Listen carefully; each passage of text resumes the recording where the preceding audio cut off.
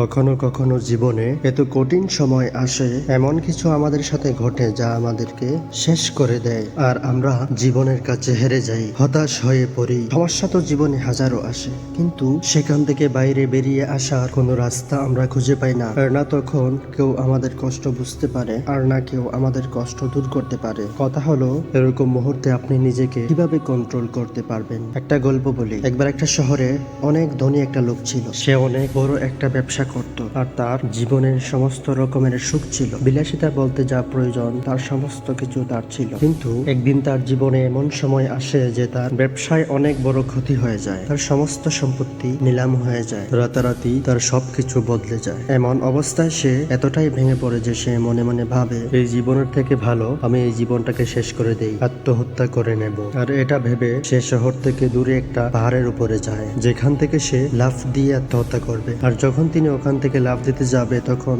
ওখানে একটা লোক বসা ছিল। বসা থাকা লোকটি তাকে লাফ দেওয়া থেকে আটকায় এবং জিজ্ঞেস করে, তুমি এখান থেকে কেন লাফ দিতে চাও? তখন লোকটি বলে, আমার জীবনে এমন একটা সময় ছিল যখন আমি অনেক ধনী ছিলাম, কিন্তু জীবন আমার সাথে এমন খেলা করেছে যে আজ আমার সবকিছু হারিয়ে গেছে। আজ আমার কাছে কোনো কিছু বেঁচে নেই। তাই এমন জীবন নিয়ে আমি কি করব? এর থেকে ভালো আমি নিজেই নিজেকে শেষ করে দিই। তখন ওই বসে থাকা লোকটি তাকে বলে, তুমি তোমার সম্পত্তি হারিয়েছ, নিজেকে হারাওনি। সম্পত্তি অর্জন করার বুদ্ধি ক্ষমতা তোমার কালকেও ছিল, আজও আছে। সময় পরিস্থিতি এগুলা বদলে যায়। কাল তোমার ভালো সময় ছিল, আজ তোমার খারাপ সময় চলছে। বিশ্বাস রাখো, আগামীকাল সেই ভালো সময় আবার ফিরে আসবে। মনে রেখো, আশা কঠিন সময়ের সবচেয়ে ভালো বন্ধু। আর তোমার ভিতরে বিশ্বাস থাকলে তুমি সব বাধা পার করতে পারবে। এই কঠিন সময় তোমাকে ধ্বংস করার জন্য আসেনি, তোমাকে আরো ভালো আরো মজবুত করার জন্য এসেছে। এটা তোমার সাহস, বুদ্ধি ও ধৈর্যের পরীক্ষা নিতে এসেছে। তাই তুমি তোমার বিশ্বাসকে নষ্ট করে দিও না। নিজের ঘরে ফিরে যাও এবং পুনরায় শুরু করো। যা কিছু তোমার কাছে ছিল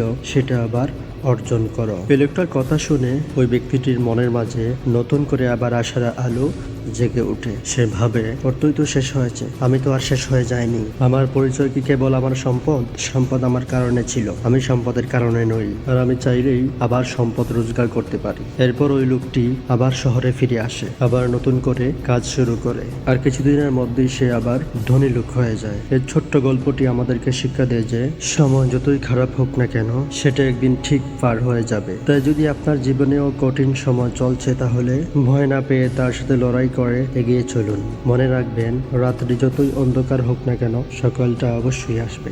ধন্যবাদ। ভিডিওটি ভালো লাগলে সাবস্ক্রাইব করে পাশে থাকবেন।